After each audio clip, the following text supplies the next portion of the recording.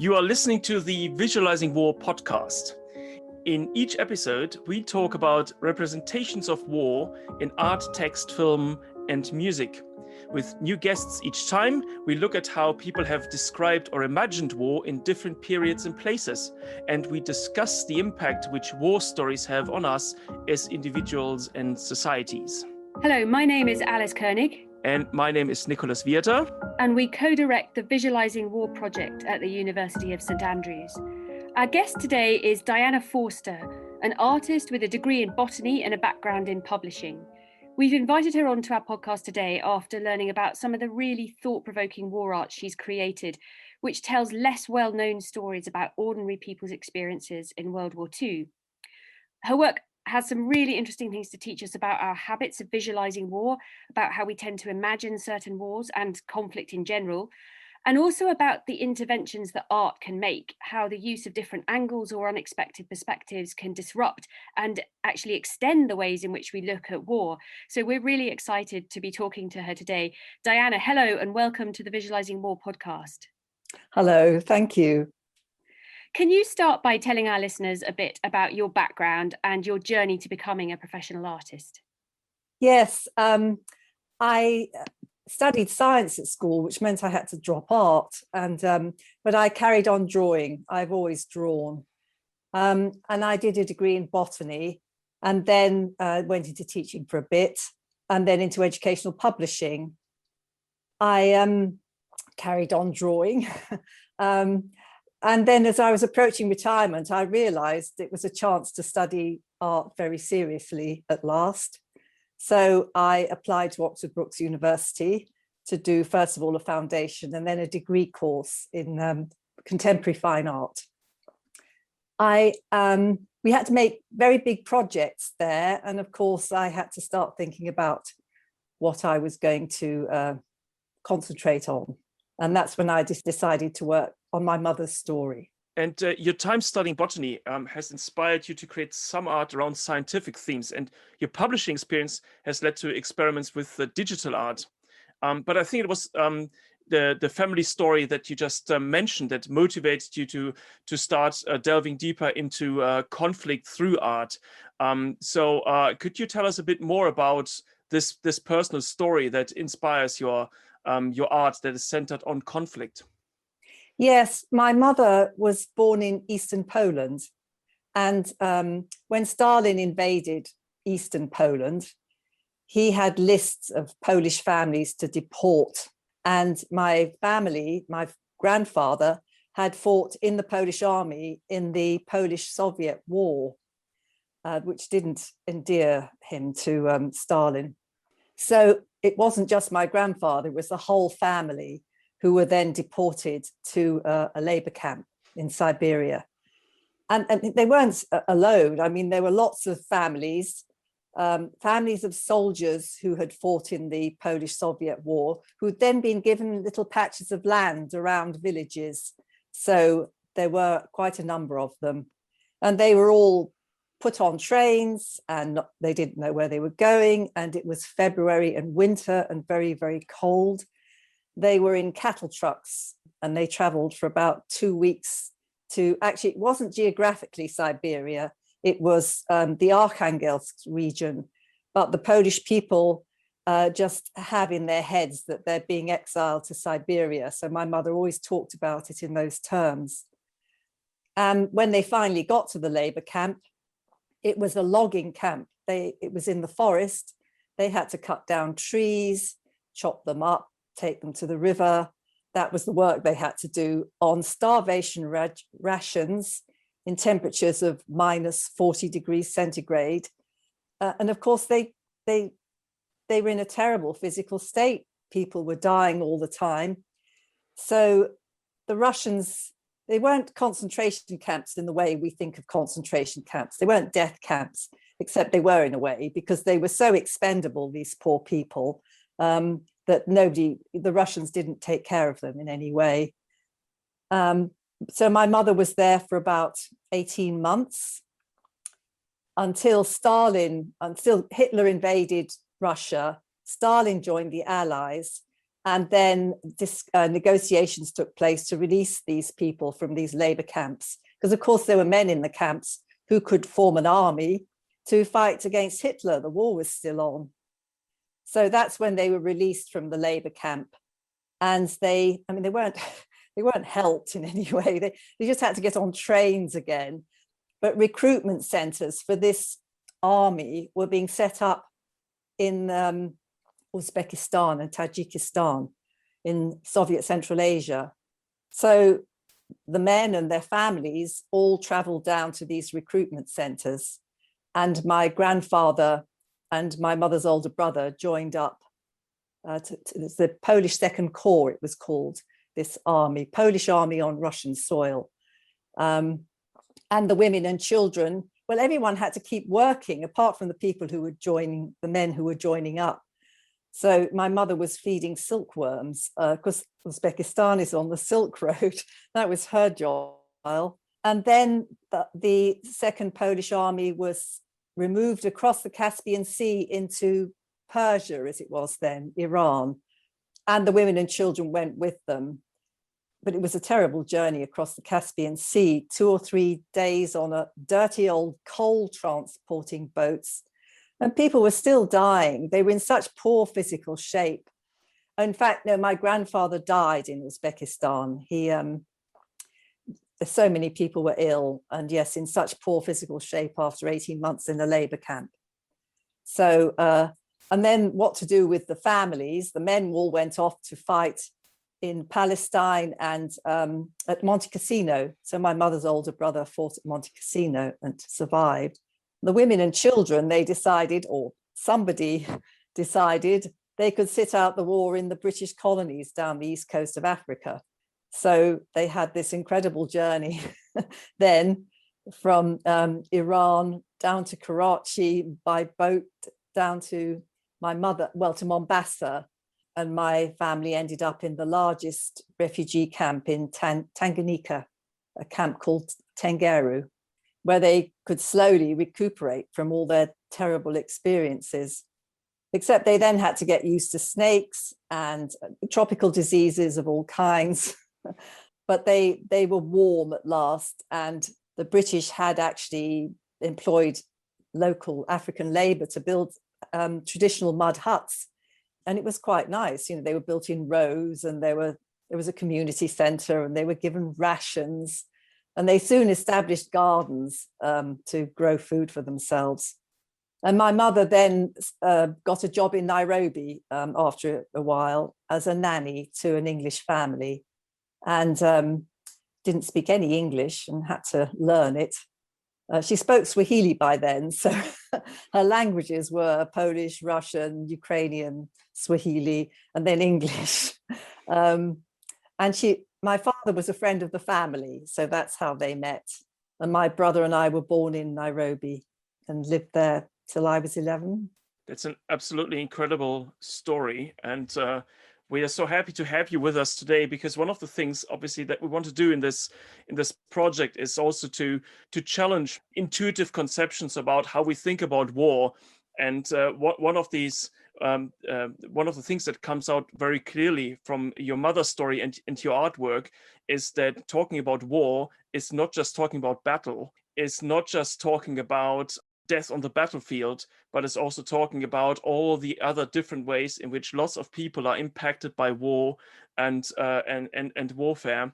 We're really glad to have this opportunity to explore those angles of war with you here today. If I can sort of follow up from your story, I think one of the questions that I have is, given that your mother's life was so full of fascinating events and turns and experiences, there must have been an important reason why you chose conflict as one of the aspects that you wanted to focus on in your artwork, rather than her childhood or her life in the UK or the time as a nanny, all of which would have made probably fantastic material for artwork and further exploration. So could you tell us a bit more about what in particular drew you to the displacement and the conflict and the wider story of World War II for your artwork? Yes, it was when I was at Oxford Brookes and having to come up with ideas for these big projects that we had to work on. It was actually a very good art education, I have to say. I was wondering what to do for a very big project. And I began to think about my mother's story. And one of the stories she told me about life in the camp, which it wasn't a horrible story at all. I'd gone into the kitchen one day and she was nibbling a cabbage leaf. And I said, "What are you doing?" She was laughing. And she said, "Well, when we were in the camp and we were starving, the guards actually had a garden and they were growing cabbages in the garden. We weren't allowed to eat them, of course, but as children or young people, she was 16 then, we'd crawl on our hands and knees at night and nibble the leaves. And the next morning, the guards just thought there was animal damage and nobody got punished." Because she was telling me this with sort of this humor, the story stuck in my head. And I thought, actually, I'll make a cabbage patch. And so that's what I did. I made this cabbage patch I got some Savoy cabbages because they were in season. And actually you can get it, there is a Siberian Savoy as well. There's actually, and I nibbled the leaves like my mother would have done, not on my hands and knees, but, and I had discovered this plastic material that you could roll out with a rolling pin until it was very thin. And I pressed it onto the cabbage leaves. So it picked up the veining and it looked really, really good. And I stretched it around the nibbles. And I made, I think it was 12 or 16 cabbages. They were all slightly different. And I placed them on a bed of spent brass cartridge cases and exhibited it. And people were so moved by it. I was astonished. And I began to, I mean, they were drawn to it because it turned out to be very beautiful. But then they'd read the wall text explaining what it was about. And some people were then really confused because they had really liked the work. They'd liked its aesthetic qualities. And then they'd read the story, didn't know how to feel. And I thought, I think I want to work on this. I want to develop this idea further. People can engage with what you're showing them. They're drawn to it and not repelled by it, like so many images of war. This is not that at all. And how can I make more work like this that people are drawn to?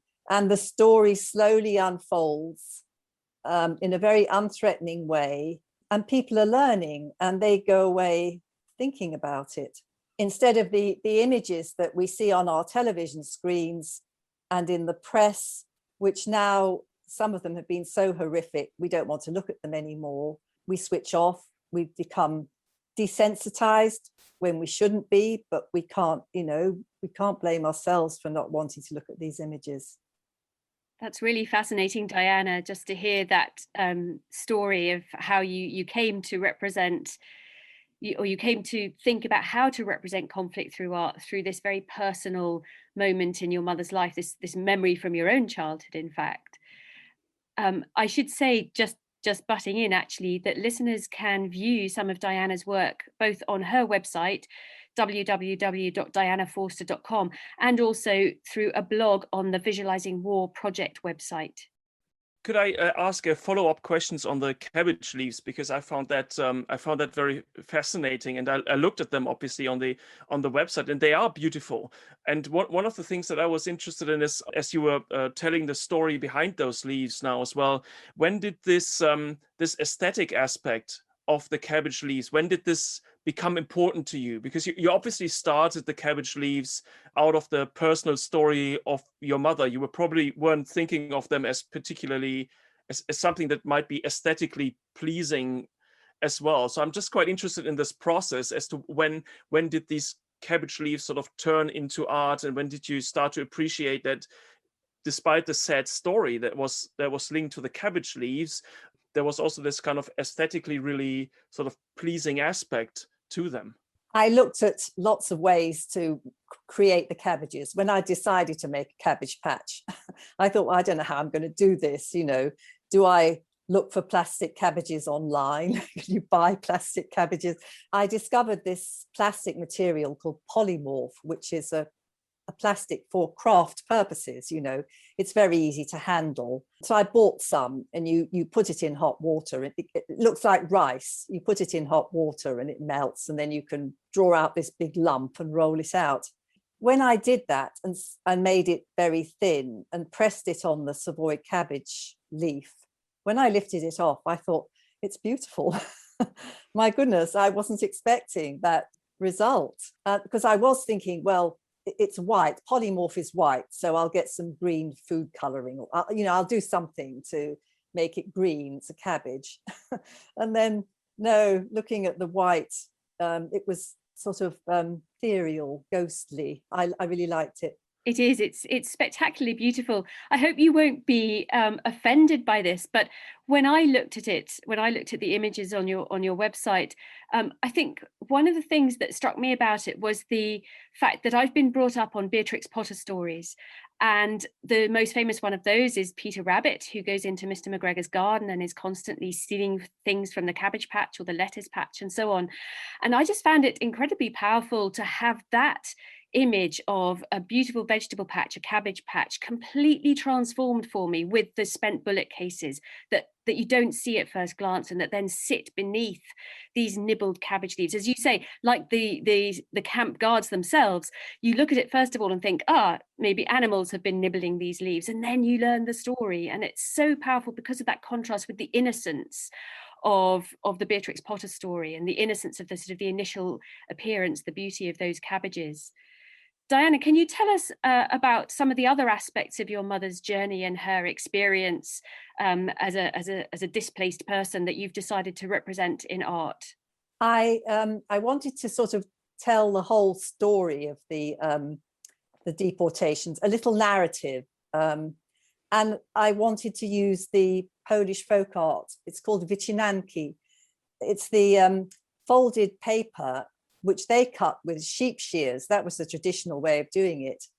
I think that the best way to explain it is when we were children, we used to fold paper and cut snowmen. You unfold the paper and you've got a whole row of snowmen.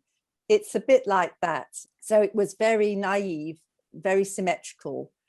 And I thought I can appropriate this in some way to tell the story. So I did this and created 6 panels that sort of tell there's the train that they had to get on, and then I used the words for in Polish of Siberia, Sibir, and I laser cut these panels from Russian birch plywood. So I drew in Adobe Illustrator and then sent the files off to be laser cut. So yes, I haven't cut them out with sheep shears. I did buy a pair of sheep shears at a country fair. So I thought I might try and do this myself, but no, I decided to have the panels cut from birch plywood. So that was one, so I could tell the whole story. There's one of the panels is of the camp, and the last panel is of a cemetery, because they could actually bury the people who died. So that was one aspect. That was another bit of the story that I wanted to tell. And since I made some big posters in the style of Russian posters during the revolution, which were, of course, glorifying the Soviet Union and communism, but mine are not like that. They're ironic posters. So they're actually saying, here you shall live, and he who does not work does not eat. So the things that the Polish refugees were told, I've made these 3 posters, which very much in that style, but saying something quite different. And then I began to turn my attention to the rest of the journey down through Uzbekistan.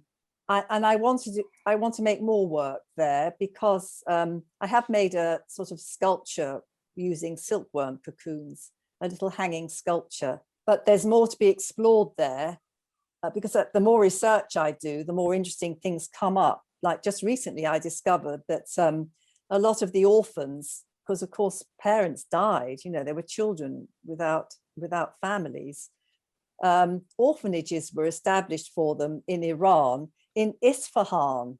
The Iranian people were so welcoming. Even some nobility made their palaces available as orphanages for these children, because the climate in Isfahan was very good. They could recover from all their ordeal. And a friend of mine who's been to Isfahan said she saw this building and it said Polish orphanage above the door. And she, you know, in Isfahan, what on the earth is that about? So I was able to tell her. And then I've been making some work to around the camp in Tengeru, camp in Tanganyika. One of the things that I love about this artwork, and especially what you were just saying about the orphanage, is the way in which it brings out the traces that wars leave in, you know, even today in communities, and brings out something that we are quite interested in, is this kind of this deep historical link that we find between present and past, whether it's the more recent past or whether it's the present and the ancient past. The retracing the ways in which these events sort of form cityscapes, landscapes, and I think I find it really fascinating the way in which your art sort of brings out these things and connects with this, with this kind of historical depth that the displacement and the war sort of has brought to bear on these places. Yes, and the cemeteries, they're of course the camps are no longer there in East Africa, but the camp in Tengeru in Tanganyika was very successful. The Poles, who all came from rural backgrounds, you know, my grandfather had a small farm, so they all knew about keeping animals and growing things, and they established a very good farm there. So when the camp was finally wound down, the government took over the farm and it turned it into an agricultural college. And they kept the cemetery because I think there are about 180 Polish people buried in the cemetery, because of course they still died, you know, some of them just from old age, some of them were ill. And the cemetery is beautifully looked after, but it's there in the village. Well, the village is called Tengeru. And the same in Uzbekistan. We've discovered recently my grandfather's grave in Uzbekistan. We knew he died there, but we didn't know if he even had a grave. Whether there was just they had to be buried in communal graves. So many of them were dying. But no, he has a grave, and we've got some people in Uzbekistan trying to actually pinpoint it and take a photograph of it. We know which cemetery it's in, but so, and a Polish priest who found himself, he knew none of this history.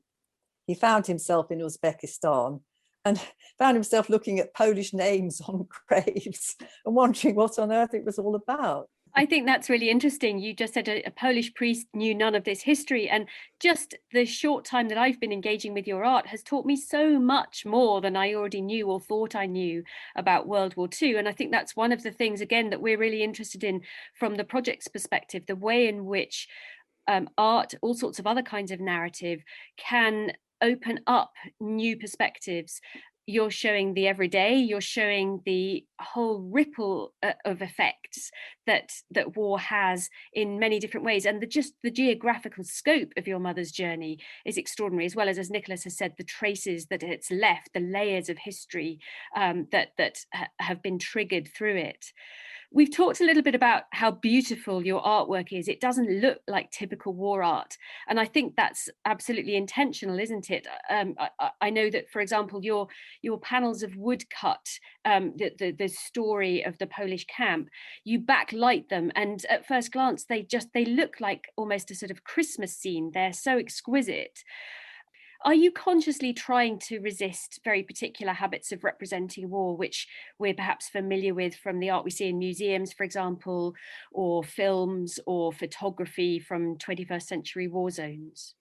Yes, I am, because I know that so much of that sort of artwork, and especially the photojournalism of just turns people away, and some of it's so horrific. Geoffrey Hartland, who I think is a literary theorist, I discovered him through some reading when I was at Brookes. he talks about a secondary traumatization. So you may not have witnessed the actual event, but looking at an image of it can induce this secondary traumatization, and you just shut down. You can't engage with the image in any way, so you don't continue to think about it. You just, in fact, the image might have stuck itself in your mind, and all you want to do is get rid of it, and you can't. It's kind of there, and it seems to me that's, yeah, we need to know what's happening in war. We need to see these images to know how bad it is.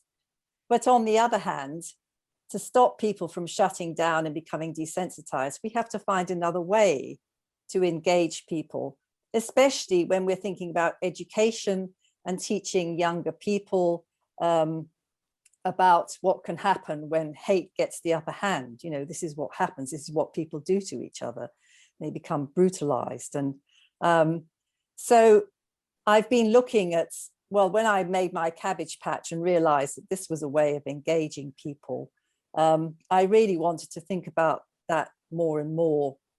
And in fact, that's what I did for my undergraduate thesis at Brookes, looking at affect, how art works, and reading about affect, and how it can, if an artwork has affect, you're looking at it, you're then gripped to engage with it. You're sort of drawn into thinking about it, engaging intellectually with what you're seeing. It sustains sensation, which is another thing it was Gilles Deleuze's definition of art, sustaining sensation. And I really like that. So I think if you can create an artwork that does that, where people, they don't turn away, the story underneath can be very ugly, but that it's not thrown in their faces. And it gives them, if you create that kind of artwork, the chance for them to reimagine, to create their own narratives around what they're seeing.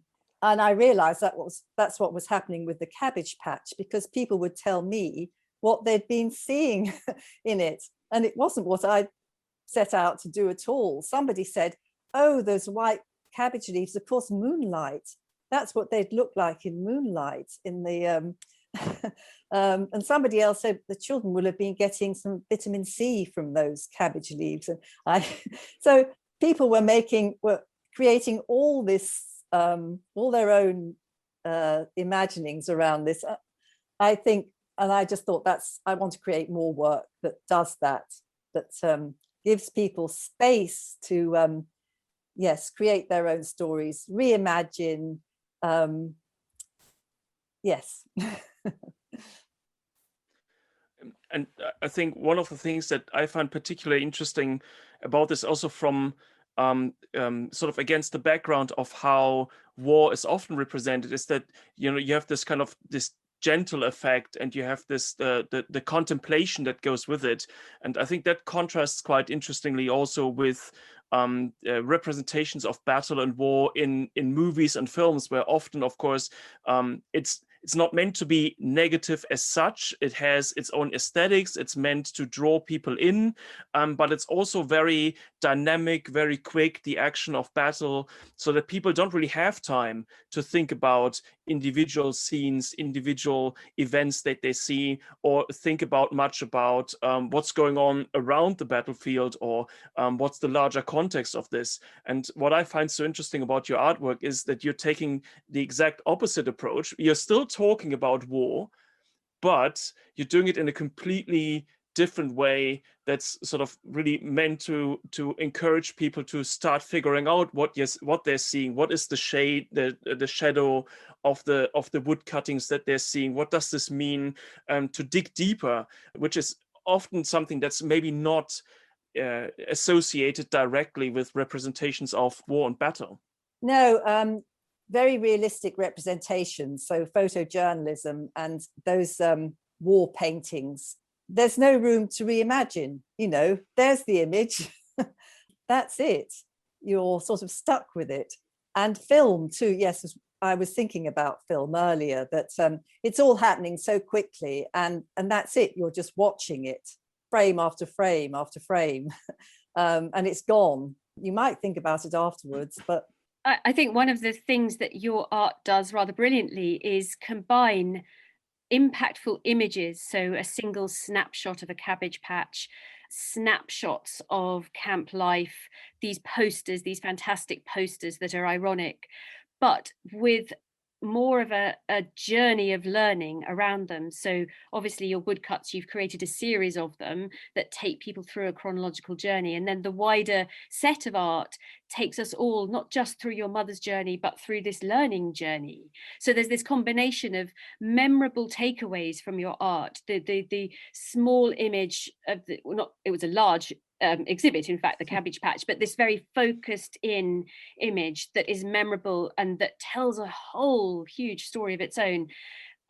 You're combining those snapshots with this broader journey that you allow viewers to take at their own pace, in a sense, and to do their own thinking on.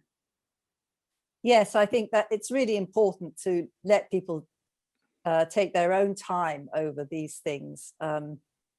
Some people might not be at all interested. Well, that's fine, and other people may not have known the story and may become, may wish they had known about it, and may want to spend a long time looking at it. Yes, I think, and of course you can't do that if you're watching a film or some other. But the thing is, I was thinking about this too, that my work, and there are some other artists who make work that I admire, they make work in the same vein.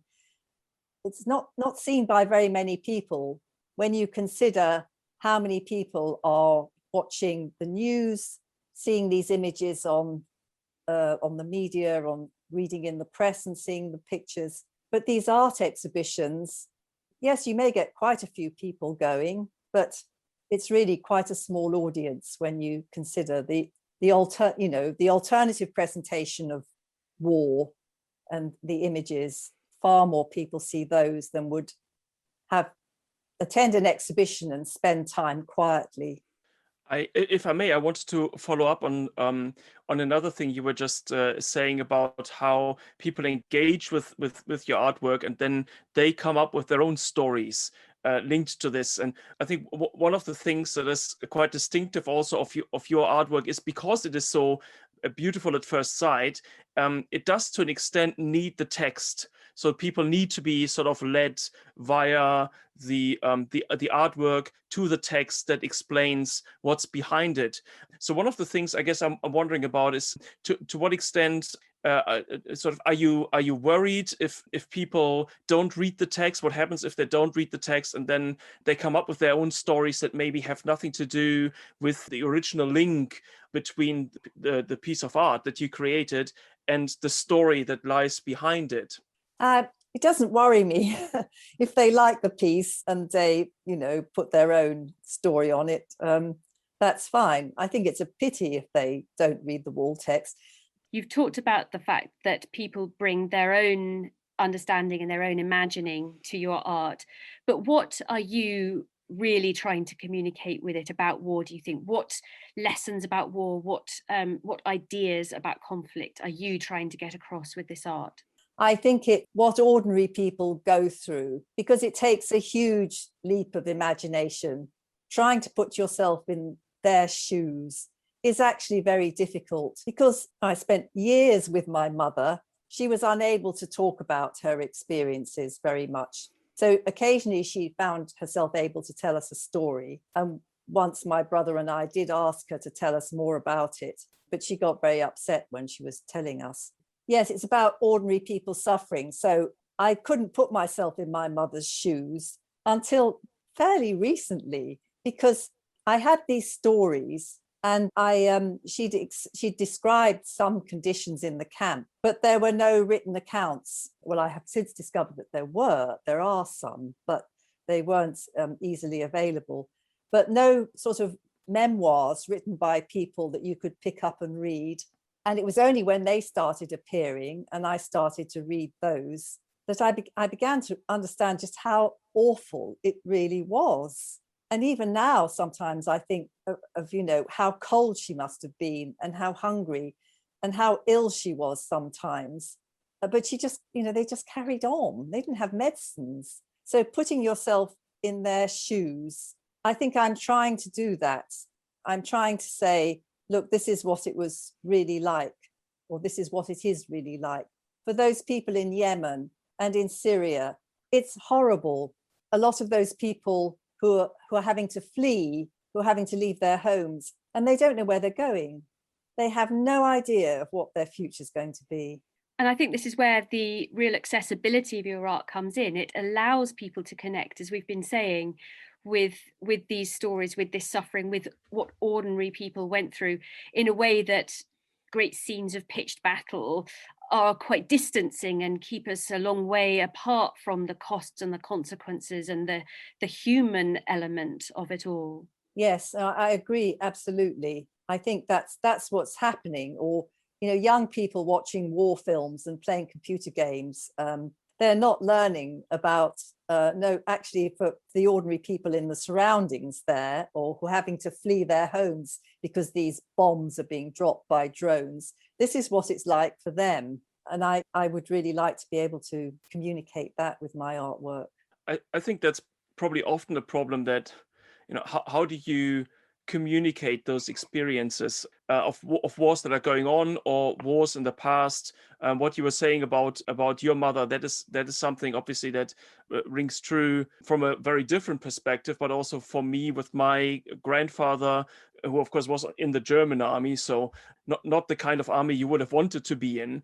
But in terms of the trauma of the fighting, I know that he never talked about these things. He had nightmares, and, you know, and pretty much until the day he died, he would never communicate about these things. And I think there's a real chance here to sort of communicate and talk about the things without the people who are suffering them or have suffered them having to do it themselves. So we can create a way in which we can still have access to these experiences also for ourselves, for our own good, but we can overcome sort of the blockage that comes with the trauma. I think that's a really important point. One of my mother's friends who she'd made the same journey as my mother, married an Englishman, ended up in England working in a building society, and sitting at the desk next to her, this woman asked, how come you ended up in this country, you know, if you're Polish? So my mother's friend told her the story, and she didn't believe her. She said, well, if you went through that, how come you're still alive? I think for some people, the story from the person sitting next to you in the office telling you this, you can hardly believe it. You know, it's so outside your own experience to have someone you have coffee with every morning say, actually, this is what it was like for me. But before I set out on this, hadn't really realized how difficult it can be to communicate these things. And perhaps artwork can do more than I thought it could. This also takes us back to the sort of interrelationship that you establish between the artwork and the text, where we come to a point where the text itself, whether it's orally presented as a narrative or as a written account, simply comes to certain limits that it has in communicating these things. So there's a very interesting sort of questions that come out of your work of where text or specific ways of communicating just simply reach their natural limits, and where you can bring different ways of communicating together in order to overcome those limits and get your point across, despite the limits of the individual forms of narrative that you bring together. I was trying to think about text, and because if I had just written down the story of the cabbages and people had read it, they would be creating their own images. I mean, you create mental images as you read, but I don't know what images they would be. But they certainly wouldn't be creating an image like the one I'm putting in front of them of white cabbages and spent brass cartridge cases. I think with artwork, you can make layers and layers and layers. A good complex piece of artwork should have so many layers that you can actually spend a lot of time with it and peel them away and look at each one. And that perhaps that's why photographs from photojournalism of terrible events, it's just the one image. There are no layers to it. You're just looking at this kind of freeze frame moment. There's nothing to sort of peel away, really. And yet, as you mentioned earlier, they are the images that tend to impact on more people than, let's say, art. And I think what you've talked about today has shown us the power of art to stretch our understanding and stretch our habits of visualizing war. But you also, you mentioned, contemporary conflicts in Syria, in the Yemen. And I got the impression that what you really want to do with your art is change how people think about contemporary conflicts, not simply the conflict that your mother lived through. But you also raised this question about, well, what reach can art have? Do you think that we can do more somehow as museums, as can artists do more? What could we do to address that balance where the majority of our media and the majority of narratives that we are surrounded with about war are the much more high stakes, dramatic, the emphasis on the soldier, the emphasis on the action, the ruined buildings, the sort of the physical destruction? How can we balance that up with this wider lens, this bigger perspective that stretches our understanding of war? I think you can probably do a lot with young people. So certainly museums and art galleries showing this kind of work more. And of course, now there are opportunities opening up for more online exhibitions, which will have larger audiences. But I exhibited my work in Poland, and I was invited there by my cousins who really wanted the young people at school to see this because they don't know about it. In Poland, once they were under the Russians after the Second World War, nobody was allowed to talk about the deportations. They didn't happen, the Russians are friends, they wouldn't have done that. So there are lots of Polish people who don't know about it. Of course, those who've got families who went through it know about it, but they weren't supposed to talk about it. But it was a wonderful opportunity. My cousins who've got contacts in education departments and so on, parties of school children came to see the exhibitions. So that was one way of trying to get more people to view war through this lens. And the other way, I suppose, is to try and get it onto television, more interested in. I was just thinking about, we now have slow radio and slow television where you sit and watch the front of a canal boat for an hour. Perhaps we could do something like that, where you show an artwork and the camera travels around it and zooms in and zooms out. And I think it would make a very great difference to the way in which we think about war, because again, as we were saying earlier, the first thing that comes to mind maybe when we hear war, or when we say war, is the battle, is the action. And your work makes us think, maybe the first thing when we hear war that we should think about is the impact on the personal lives, the way in which it's the displacements, the families torn apart. And I think in the public perception, war is still very much kind of anchored to the action on the battlefield, rather than actually much bigger surroundings of those individual encounters on the battlefield. I think one of the other things that I've really taken away from your art is the combination of light and dark.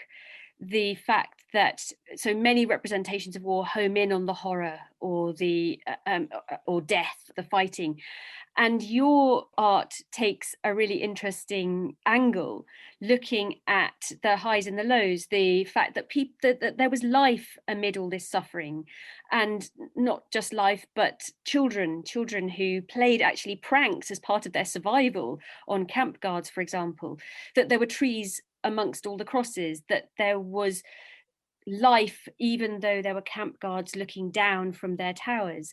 And it's that complexity, it's that mix that I think is one of the things that I really take away from your art. Yes, especially about children in the camps, because children will be children anywhere. My family in the labor camp, it was my grandmother, my grandfather, my mother, her older brother, two younger brothers, and a younger sister. And the two younger brothers were always getting into trouble, you know.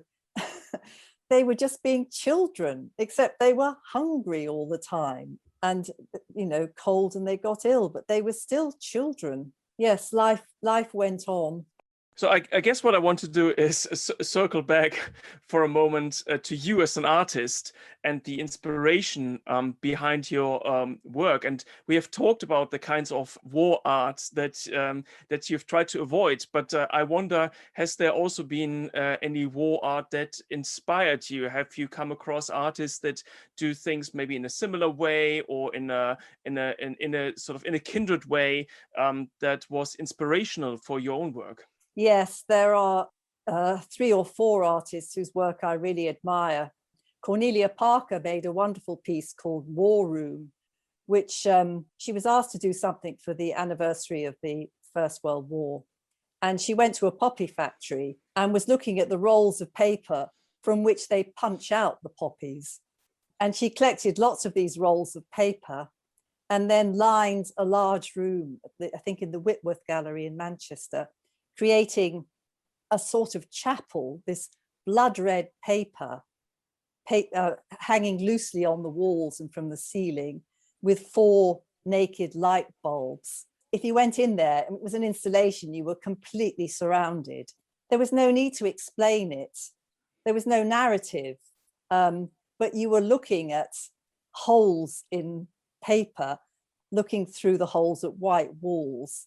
And she was saying, oh, well, people, and the curator was saying, all these things would be going through people's heads, like, where have all the flowers gone? If you remember the song. And some of the holes were white, so the white poppies of peace that the Quakers wear, and all those holes so regimented like graveyards. And they'd been punched out by a machine. So thinking about machine, it was just a wonderful piece of work, all these layers. And you could spend time thinking and contemplating in there. So that was one wonderful piece of work. And Doris Salcedo, the Colombian artist, has also made some wonderful work. No bodies, no traumatic images at all, just very quiet work that makes you think. Jeremy Deller, this big installation piece, also for the First World War, an anniversary of the First World War, where he had actors who dressed in soldiers' uniforms from the First World War. And I can't remember how many there were, but they popped up in places all over the country, railway stations and outside supermarkets, in groups. They'd kept this all very secret, but this was one thing they did tell the BBC about, and local media, because of course they wanted then on the day everybody to know about it. And in the end, they had a huge audience for an art installation. Lots and lots of people saw it, either live or afterwards in the the recordings. And it was apparently so. I didn't unfortunately see any of the live performances, but the soldiers were not to say anything. They were just standing silently in groups. Now and again, they'd burst into song. If someone went up to them, they'd just simply hand them a card on which the name of a soldier who had died was printed, along with his age. Yes, that was just another wonderful piece that gave people were in tears apparently when they realized what it was they were looking at. So again, affect and, giving rise to thinking and that sustained sensation that you talked about as well. I think that's been a theme really of our discussion today, the way in which art prompts thinking, prompts all sorts of kinds of thinking. It doesn't tell you a linear story. It doesn't tell you what to think. It gives you space to think. And art really as something that we interact with as we process and think through our own ideas of conflict and war.